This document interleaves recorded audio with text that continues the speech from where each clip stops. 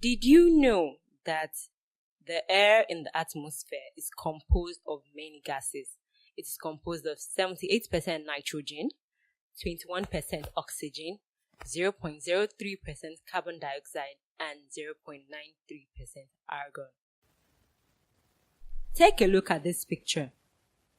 What do you notice? There's a discharge of smoke into the atmosphere, right? This shows us that air pollution occurs when air is contaminated with harmful waste substances discharged into the atmosphere. Air pollution poses a serious problem in many parts of the world. The major air pollutants are sulfur dioxide, nitrogen oxides, carbon monoxide, hydrogen sulfide, dust, smoke, and radioactive rays from nuclear power plants and nuclear reactors. Effects of air pollution. Carbon monoxide in low concentration causes dizziness, headache, and tiredness. If inhaled at a higher concentration, it causes unconsciousness and eventually death by suffocation. Dust particles can cause injury to the eyes, noses, and ears. Smoke from cigarettes causes lung cancer, asthma, and chronic bronchitis. To control air pollution, proper maintenance of machinery, motor vehicles, furnaces, and chimney is vital. Individuals should also 1. Cover noses properly with a white, clean handkerchief if you are in an air-polluted area. 2. Plant as many trees as possible because plants use carbon dioxide for photosynthesis and at the same time release oxygen to the atmosphere. Another type of pollution we shall discuss is soil pollution. Soil pollution involves dumping of refuse on the soil and the overuse of chemicals on land by agriculture. It occurs when the soil contains waste materials in amounts which are harmful to living things in it. This image is an example of soil pollution. Soil pollutants are classified into 3: agricultural pollutants, chemical pollutants, and non-biodegradable materials. Soil pollution can be controlled in the following ways. 1. Recycling of non-biodegradable materials, which help to reduce the need for raw materials. 2. Recycling of waste materials. 3. Waste materials should be properly disposed by controlled burning. 4. Government should ban people from carelessly dumping refuse in an unauthorized area. Dear students, I believe it has been a very exciting topic. But remember, for you to understand very well, there's one more thing. It's your turn to do your homework. Now, if you have been following the lessons attentively, I expect you to be able to define air, water, and soil pollution, identify various pollutants and their effects, list various causes of pollution, describe pollution control.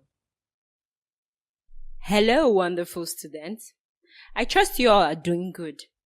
Any guess on what we'll be discussing today? We shall discuss a very important topic called environmental pollution. Have you ever wondered why sometimes when you go out of your house, the environment seems to be smoky? Listen attentively to this lesson and you shall find out why. Environmental pollution is defined as the discharge of waste substance into the environment in quantities that are harmful to living organisms.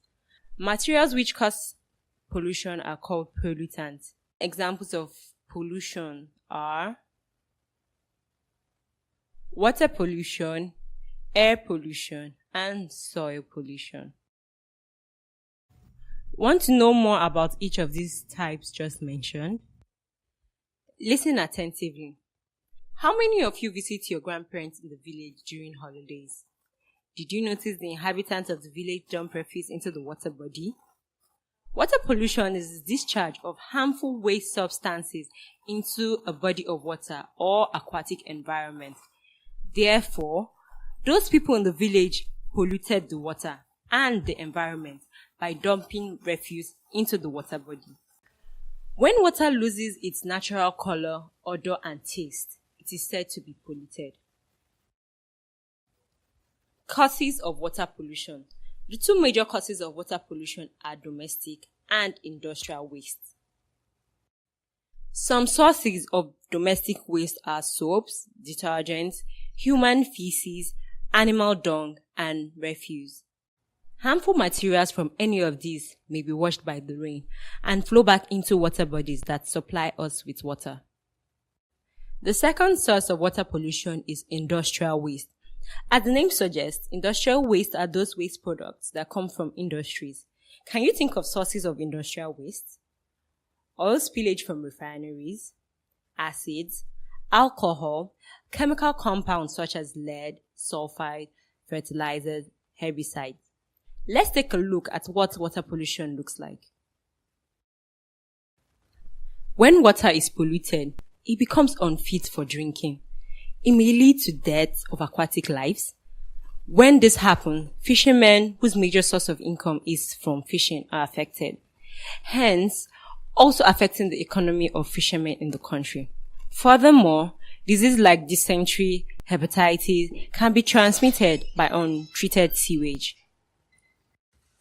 So, what do you think we can do to control water pollution? Should we just fold our hands and let it continue? You're right. We must do something about it. The most important method of reducing pollution is creating awareness on the dangers of pollution. In addition to this, water pollution may be controlled through the treatment of industrial waste and sewage before emptying them into water bodies.